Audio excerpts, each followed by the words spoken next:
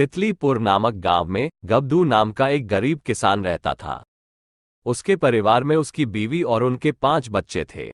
गब्दू एक बहुत नेक इंसान था जो सबकी मदद करने को हमेशा तत्पर रहता था। वह इंसान तो क्या, जानवरों को भी कभी कष्ट में नहीं देख सकता था।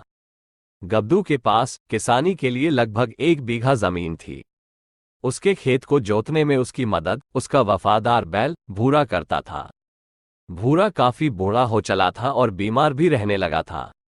इलाज कराना तो दूर, पैसों की कमी के कारण गब्दू उसे पर्याप्त खाना तक नहीं दे पाता था। गब्दू की गरीबी का तो यह आलम था कि कितनी बार तो उसके पास अपने परिवार के लिए 3 वक्त की रोटी का इंतजाम करने के पैसे भी नहीं होते थे। बस जैसे तैसे वो परिवार अपना जीवन बसर कर रहा था। एक दिन गब्दू खेतों में काम करने के बाद जब दोपहर को खाना खाने बैठा तो उसने देखा कि एक मुनिवर वहां से गुजर रहे थे। वो गब्दू के पास आए और खाने के लिए कुछ मांगने लगे। गब्दू के पास केवल 2 ही रोटी थी। मुनिवर के मांगने पर गब्दू ने दोनों रोटियां उनको देते हुए उनसे कहा, मुनिवर, मुझे क्षमा करें, मेरे पास आपको देने के लिए सिर्फ 2 ही रोटी है। मैं जानता हूं कि इनसे आपका पेट नहीं भरेगा, परंतु मेरे पास आपको देने के लिए इसके सिवा कुछ भी नहीं है।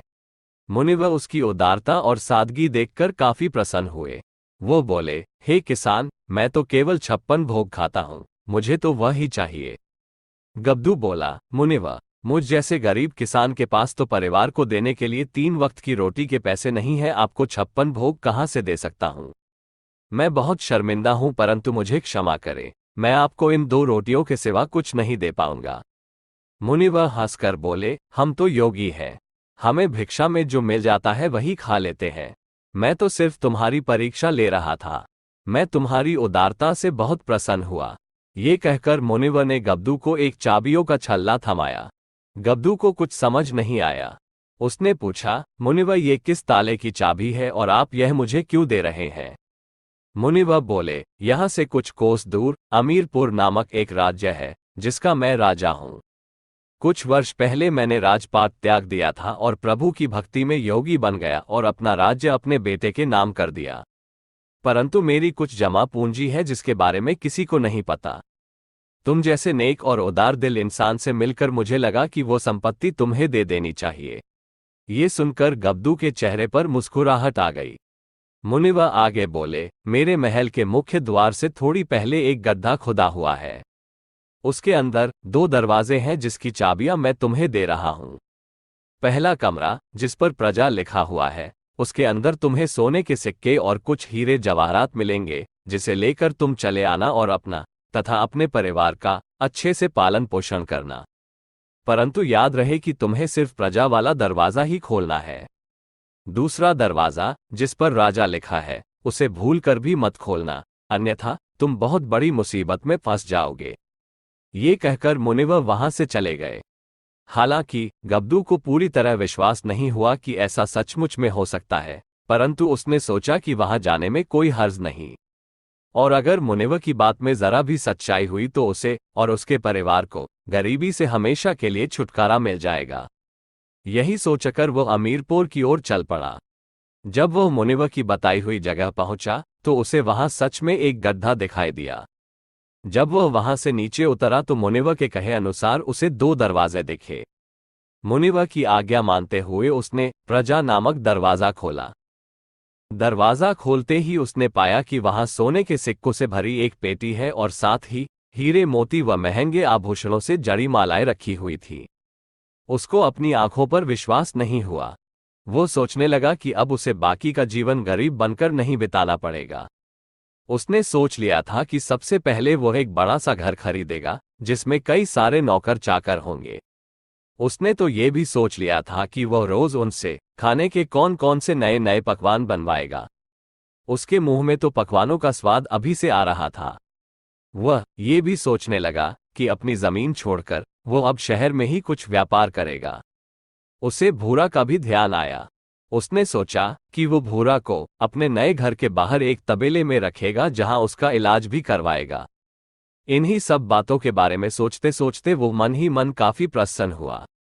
परंतु क्योंकि वो सब सामान उठाने में असमर्थ था, उसने सोचा कि कल वो बैलगाड़ी में आएगा और सब सामान ले जाएगा। गब्दू दरवाजा बंद करके वापस अपनी झोपड़ी को लौटा। घर पहुंचते ही उसने अपनी पत्नी को पूरा वाकया बताया। उसकी उम्मीद से विपरीत उसकी पत्नी खुश होने की जगह उसे डांटने लगी। वो बोली, आप भी कितने सीधे और मूर्ख हैं।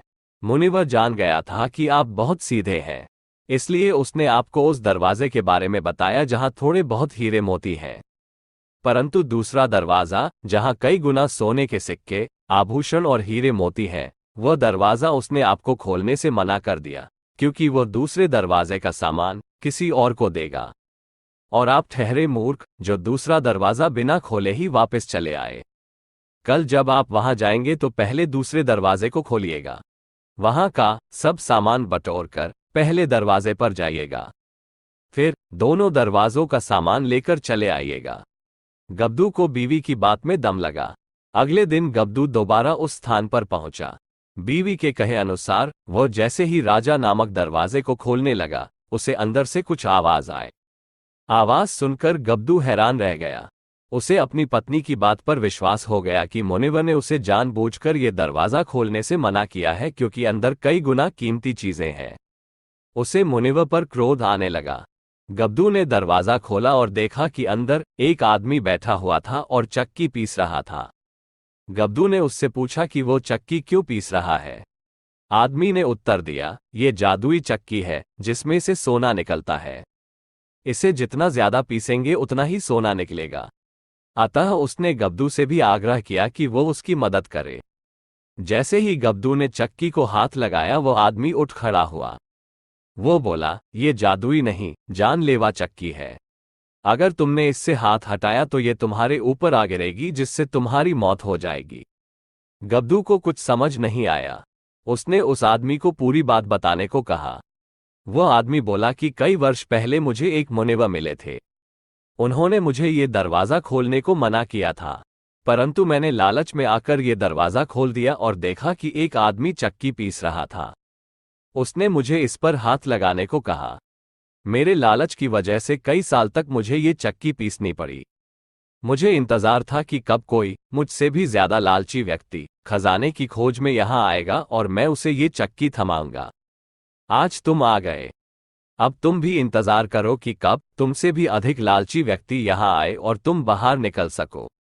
तब तक बैठकर आराम से इस चक्की को पीसते रहो। इस कहानी से हमें ये शिक्षा मिलती है कि लालच बुरी बला है।